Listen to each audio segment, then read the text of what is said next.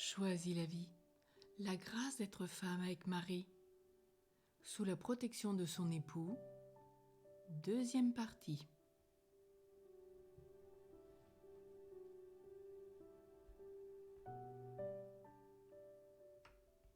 Nous avons vu hier la grâce de se mettre sous la protection de l'homme en tant que femme, comme l'a été la Vierge avec Saint Joseph. Se mettre au service de l'autre est une exigence qui s'impose aussi bien à l'homme qu'à la femme. Cependant, cette soumission mutuelle des époux s'enracine d'abord dans celle de la femme. Comment un mari pourrait-il se soumettre à sa femme sans être dominé, si celle-ci ne lui est pas soumise? Il pourra se donner entièrement à celle-là, même qui réclame sa protection.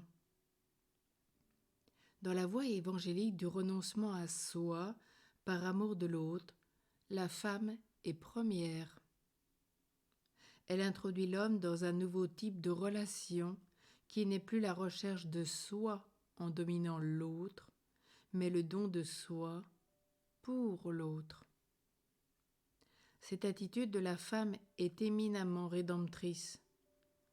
De même que par leur insoumission, l'homme et la femme ont entraîné l'humanité dans le malheur. De même, par sa soumission et son oblation au Père, à la suite de Marie, la femme collabore avec Dieu qui achemine l'humanité vers sa rédemption. Elle trouvera son bonheur en aimant et en aidant son mari. Et lui sera heureux en se donnant entièrement à son épouse. La difficulté de la femme n'est pas d'aimer son mari, mais de consentir à ne plus le dominer, à lui laisser sa place sans chercher à devenir comme lui, et d'accepter de le prendre pour berger. Elle est parfois tentée de le faire des reproches, de le critiquer ouvertement, ce qui a pour effet de le freiner dans ses initiatives et dans son élan vital.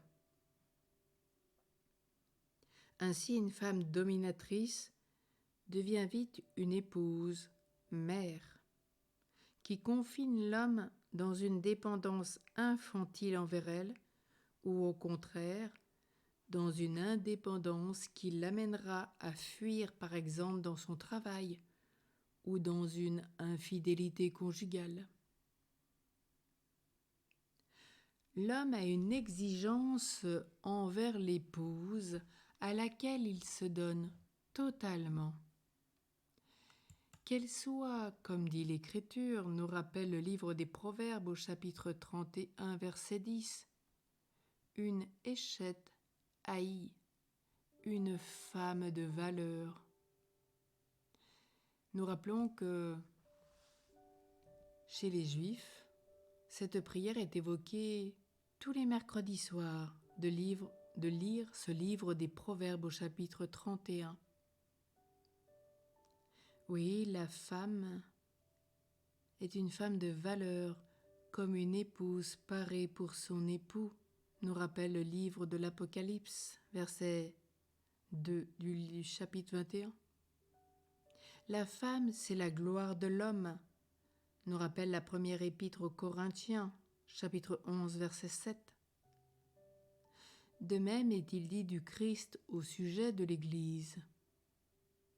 Il voulait se la présenter à lui-même, resplendissante, sans tache, ni ride, ni rien de tel. Il la voulait sainte et immaculée. Éphésiens 5, 27. On voit dans le livre de la Genèse que Dieu a mis un soin particulier à la création de la femme. Isha est tirée du côté d'Adam.